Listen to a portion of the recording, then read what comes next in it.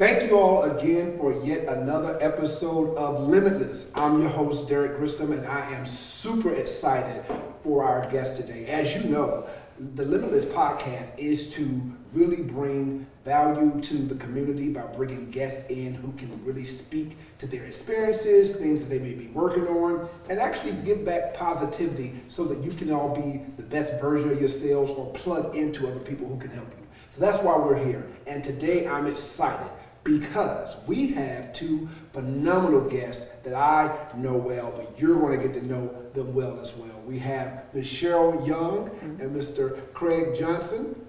And I'm going to let them take a few minutes to introduce themselves, but both of them are connected to the Rockdale County Chamber. We talked about Rockdale. It's just a great county, so we're going to stay in Rockdale for a little while and learn about some of the things that's going on out there. But let's start with Cheryl. Cheryl, talk to us, introduce yourself, and just talk to us a little bit about what you do over at the Chamber. Thank you so much for having me. I am currently the Membership Account Executive for the Chamber, and I handle membership. I just celebrated my 10 years with them. Nice. Yeah, thank you for having me as well, Derrick. I've been with the Chamber for a little while in different capacities, all volunteer, but right now I'm the chairman of the Conyers Rockdale Chamber of Commerce. Nice. And how long have you been chairman? It's a one-year term, so 2023 is my year. So we're looking to have a fantastic year with Cheryl's work, all the work she does, and the rest of the staff. But it'll be over December 31st, 2023. So Cheryl, talk to me a little bit about your history in banking. I know that you used to be in banking before you transitioned to the Chamber. It's actually an interesting background. So talk to us about that. I spent many years in the banking industry, which made it very easy to transition over to the Chamber.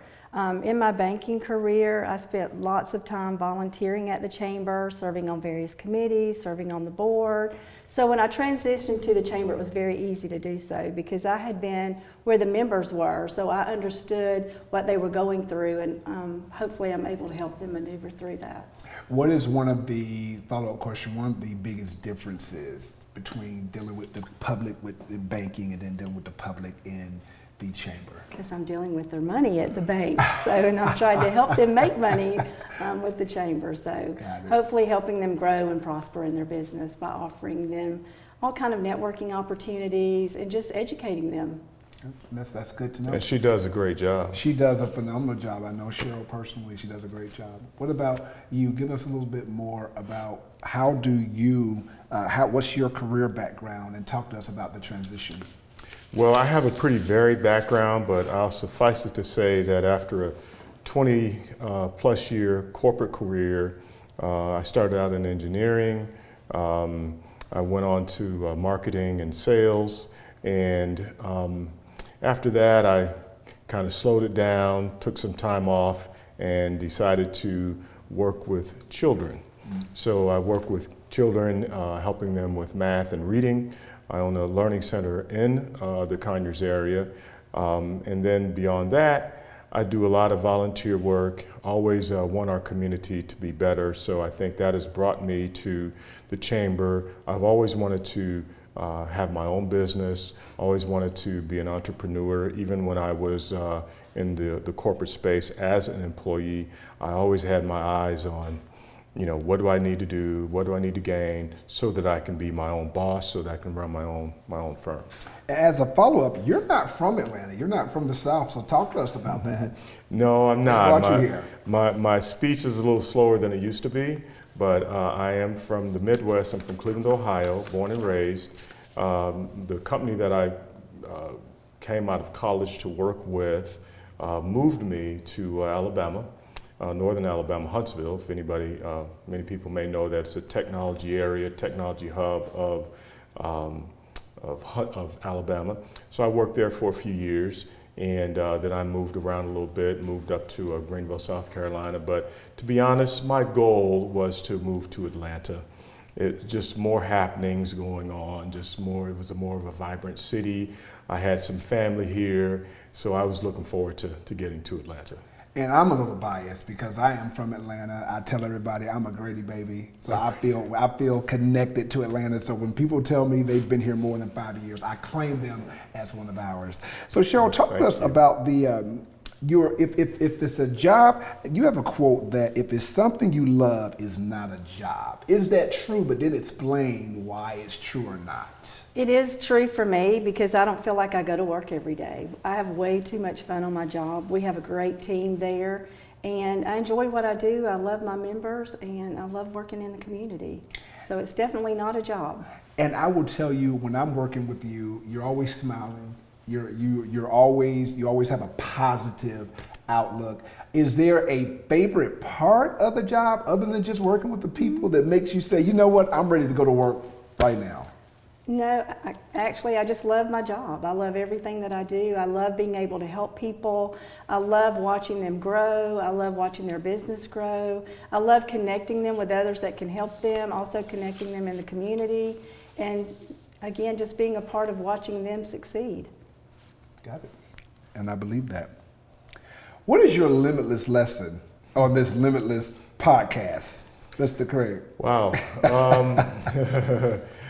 I would say to really learn how to be tenacious, to be tenacious in everything that you do, to learn this really, really complicated characteristic. It's a big fancy word, Derrick and Cheryl, I hope I can say it correctly.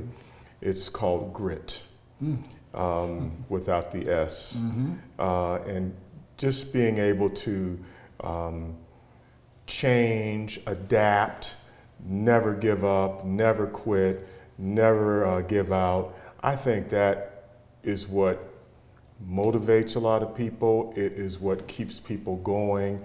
And that for me, even as I age, as we all age, you know, that is the limitless lesson for me, to just be tenacious, be gritty, never give up. Never give up. I like that, because when I'm talking to individuals about limitless and this whole limitless mindset, whether it's the book or the podcast now, don't limit yourself. My motto is your potential is limitless, but you have to believe that you can get to the other side. So that's very powerful to hear that. Cheryl, you have an event that's near and dear to your heart. It's near and dear to everyone who lives in Conyers' heart. But I want you to take some time to talk about the We 3 event. You're the founder of it. You started it. It's been going on for some time. But I want you to talk about it, and then I'll ask a few follow-up questions. Okay. The We 3 event's been going on. This will be our 6th year. And when it started, it all evolved from every time I wanted to be involved in a women's event, I had to drive to Atlanta or drive further out. And I was like, you know, why can't we offer something like that in our community? Right. So we formed a small committee. Our first goal was to have a small event, maybe 50 people. The chairman that year said, we're going to go big or go home. So the first year we hosted the event, we had over 200 women that attended. Again, we're going into our 6th year. We had over 325 women last year. WE3 stands for Women Engaging, Empowering, and Educating. And so that's our main focus whenever we get together, is we want to empower each other, educate each other, and engage with each other. And again, bring women in our community closer together, and also women in our surrounding areas, not just in Conyers, but anyone that surrounds us. That's very important. Talk about some of the speakers that you've had in the past, because I've been a part of it as far as witnessing it firsthand for the last few years, and you have some powerful speakers. Talk about that. We've been very fortunate that we've been able to pull from our own community. Most of our speakers have been referred to me either from going through our leadership or just someone in our chamber that was familiar with them. And we have been very fortunate and had some very inspiring women from all different backgrounds. That's good to hear. I'm going to come back to We 3, so just take a break right now, give you some time to gather your thoughts while I'm coming back to it. Mr. Craig, have you always worked with children through the Cummins Center? No, I haven't. Again, you know, I was an engineer for a long time. I was a marketer and a sales director, So I had a team of sales executives that, worked all over the country. So I always worked with adults, but through church and through community endeavors, I would tutor kids in math. So that's where some of that came from, and I always enjoyed it. So I always tutored on the side, and it was never something that I, had to do. I just enjoyed helping young children improve, and I enjoyed helping mentoring kids as well. I'm glad you said that. Elaborate a little bit more on your experience with not just mentoring, why you're a mentor to the kids, and the positive effect you're seeing. Because a lot of people listening, a lot of people viewing, they don't understand the importance of not just mentorship, but male mentorship. And I dare say in our community, black male mentorship, stepping up to the plate and being that role model. So elaborate on this mentorship and the importance of it. Well, it probably started for me in college or shortly thereafter as a young electrical engineer. As African American electrical engineer, I was, there was very few of us. I was always the only one, and everybody always wanted to say, hey, we need to get more talented engineers. So there were always organizations around me or that I participated in to recruit from HBCUs or Georgia Tech or wherever, to recruit as many African American engineers as possible. And as a result of that, mentoring came out. But then also, we realized that there's not as many students in high school or junior high or middle school that are looking at, now it's called STEM. At that time, it was just, technology, math and technology. So we started mentoring kids, through, it may have been the Boys and Girls Club, it may have even been kids that were caught up in juvenile justice systems. So we would do everything that we could to put positive role models in front of them. And dare I say, one of the fraternity that I'm a member of, we also do a major mentoring program. So that would be Omega Psi Phi Fraternity Incorporated. We do mentoring as well. So we try to mentor kids in all kinds of ways. There's so many ways that we can mentor young kids and give them the opportunity, as you said, Derrick, to see positive men that look like them or what they intend to look like. Men, young boys and girls for that matter. So yeah, near and dear. Yeah, very impactful, very powerful statement you just made, because at the end of the day, if we don't have role models, if we don't have people willing to be mentors, to give back to the community, what do our youth have to look up to? And I will say it's not just youth. You can be a mentor to someone your same age.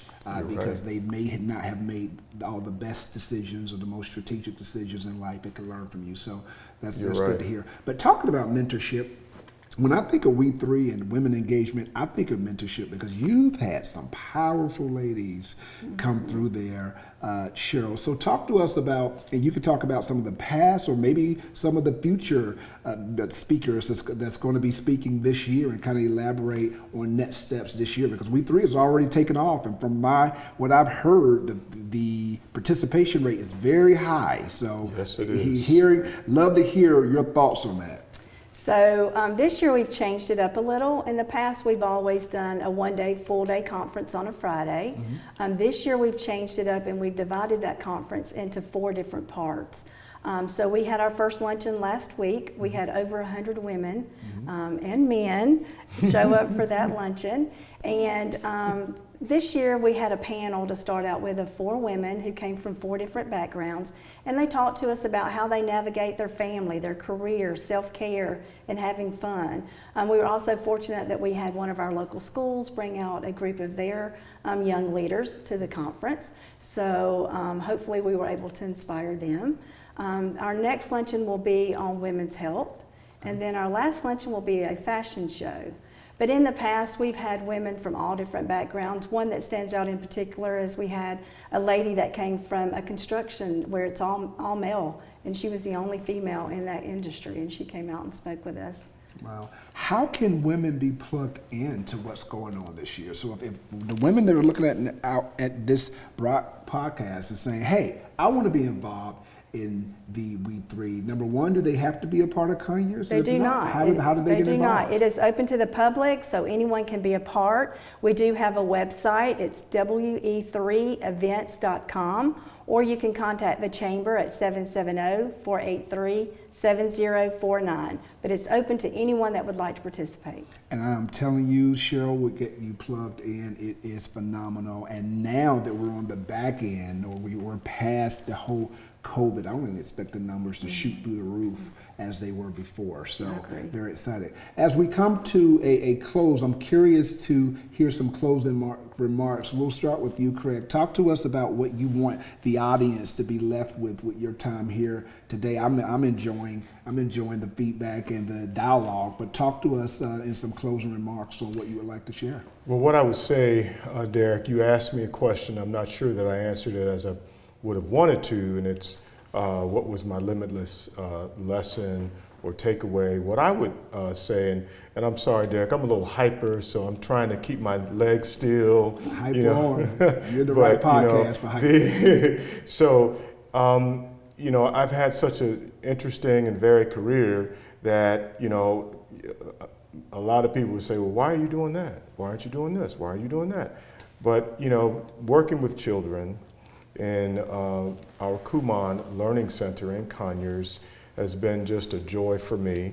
Throughout my career, I changed probably every 3 years. Whatever I was doing, I changed, and my wife can attest to that.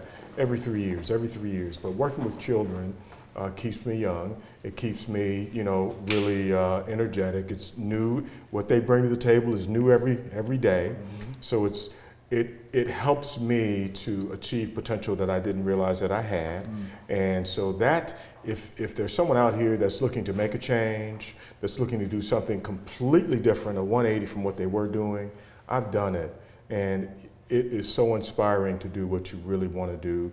Kind of what Cheryl said. I really don't feel like I work a day in my life. I thoroughly enjoy it. Not to say that I'm not tired sometimes, okay? But I thoroughly enjoy, and I learn from students. I learn from them. And before I move to Cheryl, you are celebrating an anniversary. So oh, you don't yes. mind how many years? And talk to us. Well, sure. Yeah, thank you. My lovely wife is here with us. 35 years. Wow. 35 years. That is amazing. I'll be the first to say, in an environment where people can't stay together for 2 years, and if they make it 3, that's great. 35 is almost unheard of. Congratulations to you, sir. And thank you for taking the time on your anniversary weekend to take a break and come and talk to little old me. So I appreciate that. Happy to. Thank you. Thank you for asking. Cheryl, what are some of your takeaways? I would just say, if you own a business, get involved in your local chamber. If you want to know what's going on in your community as far as economic development, education, leadership, get involved in your local chamber. I appreciate that. And you too are celebrating an anniversary. Talk to us about that. 11 years, St. Patrick's Day. St. Patrick's Day. Again, if you could stay together more than a year or two, that is a blessing. Anything past 5, you're getting high fives from me. Thank you for taking the time on your anniversary weekend.